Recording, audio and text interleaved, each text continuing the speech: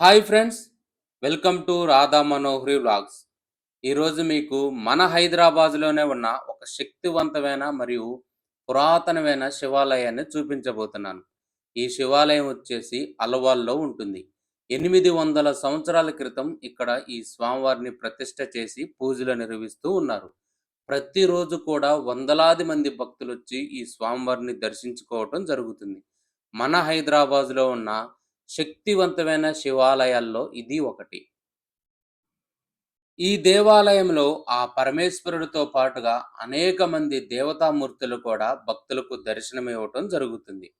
ప్రతిరోజు వందల మంది భక్తులు ఈ స్వామివారిని దర్శించుకుంటూ ఉంటారు.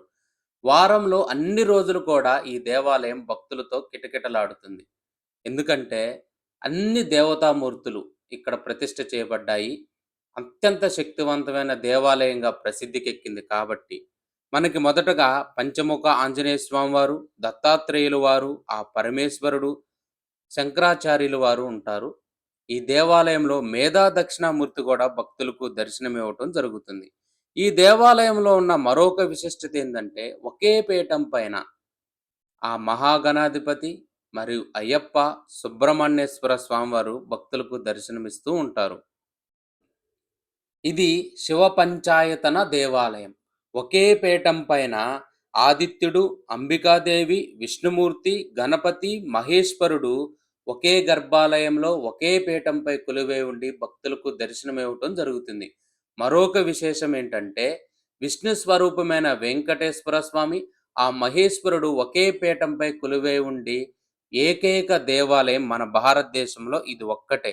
ఇక్కడున్న శివలింగాకారం అర్ధనారీశ్వర స్వరూపం. అభిషేకం చేసేటప్పుడు ఆ విషయాన్ని మనం స్పష్టంగా గమనించవచ్చు. ఒకవైపు తెల్లగా, మరొక వైపు నల్లగా భక్తులకు దర్శనమివ్వటం జరుగుతుంది. మీరిప్పుడు చూస్తుంది ఒకే పీఠంపై ముగ్గురమ్మలు కొలువుతీరి ఉండటం. ఇలా ఒకే పీఠంపై ముగ్గురమ్మలున్న ఏకైక దేవాలయం మన హైదరాబాద్‌లో ఉన్నది ఇది ఒక్కటే. మనకి శివ మరియు అమ్మవారిని దర్శించుకున్న తర్వాత కలియుగ ప్రత్యక్ష దైవం శ్రీదేవి భూదేవితో వెంకటేశ్వర స్వామి భక్తులకు దర్శనమిస్తూ ఉంటారు.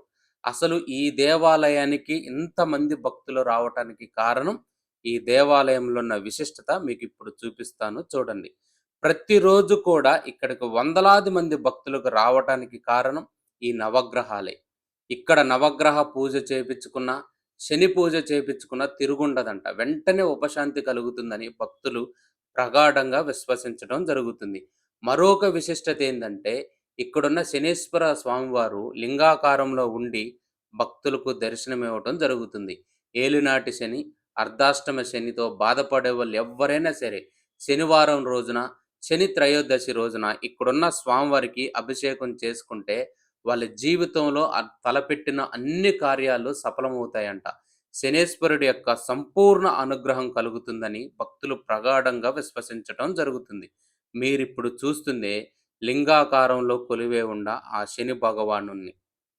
ప్రతిరోజు ముఖ్యంగా శనివారం, సోమవారం, మంగళవారం, శుక్రవారాల్లో వందలాది మంది భక్తులు రావటానికి కారణం ఈ దేవాలయం అత్యంత శక్తివంతమైనది. ఇంకొక విషయం ఏంటంటే, ఈ దేవాలయంలో మనం ఏ కోరిక కోరుకున్నా సరే, ఆ కోరిక తప్పనిసరిగా నెరవేరి తీరుతుందని కూడా భక్తులు ప్రగాఢంగా విశ్వసించటం జరుగుతుంది.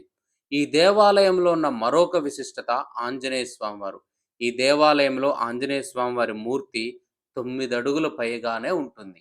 ఈ స్వామివారిని మంగళవారం, శనివారం సేవ చేసుకోవటం వల్ల తలపెట్టిన కార్యాల్లో విజయం లభిస్తుందంట. శత్రుపీడ తొలగిపోతుందని భక్తులు ప్రగాఢంగా విశ్వసించటం జరుగుతుంది. ఈ దేవాలయంలో ఒక రావి చెట్టు కింద మనకి వందలాది జంటనాగుల ప్రతిమలు కనిపిస్తాయి. భక్తులందరూ కూడా ఈ జంటనాగులకి ప్రదక్షిణ చేసుకొని అభిషేకం చేసుకోవటం జరుగుతుంది. ముఖ్యంగా సంతానం లేకుండా ఇబ్బంది పడేవాళ్ళు, పెళ్ళిళ్ళు కాకుండా ఇబ్బంది పడేవాళ్ళు ఇక్కడున్న ఈ జంట నాగులకి మంగళవారం వచ్చి అభిషేకం చేసుకొని 11 ప్రదక్షిణాలు తిరిగితే వాళ్ళ కోరికలు నెరవేరుతాయంట. మరొక విశేషం ఏంటంటే, మనం ఎంత ప్రయత్నం చేసినప్పటికీ నెరవేరని కోరికలు కూడా ఈ జంట నాగులకి అభిషేకం ప్రతి మంగళవారం 11 మంగళవారాలు చేసుకోవటం వల్ల మనకి అనుకున్న కార్యాల్లో విజయం లభిస్తుందని భక్తులు ప్రగాఢంగా విశ్వసిస్తూ ఉంటారు. ఈ దేవాలయంలో ఉన్న మరొక విశిష్టత స్ఫటిక లింగాకారం. మన హైదరాబాద్‌లోనే కాదు, మన భారతదేశంలోనే స్ఫటిక లింగాకారంలో ఆ మహేశ్వరుడు దర్శనమివ్వటం అనేది చాలా అరుదు. అందుకోసమే ఈ దేవాలయంలో స్ఫటిక లింగాకారాన్ని ప్రతిష్ఠ చేశారు. ఈ స్వామివారిని దర్శించుకుంటే జీవితంలో ఆనందం లభిస్తుందని భక్తులు ప్రగాఢంగా విశ్వసిస్తూ ఉంటారు. ఈ దేవాలయంలోనే మనకి యజ్ఞశాల కనిపిస్తుంది. ప్రతిరోజు కూడా ఏదో ఒక యజ్ఞం ఈ యజ్ఞశాలలో నిర్వహిస్తూ ఉంటారు. అత్యంత శక్తివంతమైన దేవాలయం. ఇక్కడ చేసుకున్న ఏ పూజైనా సరే తప్పనిసరిగా ఫలితాన్నిస్తుందంట. ఇక్కడికొచ్చి ఈ స్వామివారులను దర్శించుకొని మొక్కుకున్న ఏ కోరికైనా సరే తప్పనిసరిగా నెరవేరుతుందని భక్తులు ప్రగాఢంగా విశ్వసించడం జరుగుతుంది.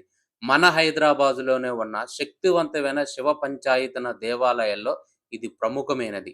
ఇక్కడ గర్భాలయానికి ఎదురుగా మనకి మేడి వృక్షం కనిపిస్తుంది చూడండి ఫ్రెండ్స్.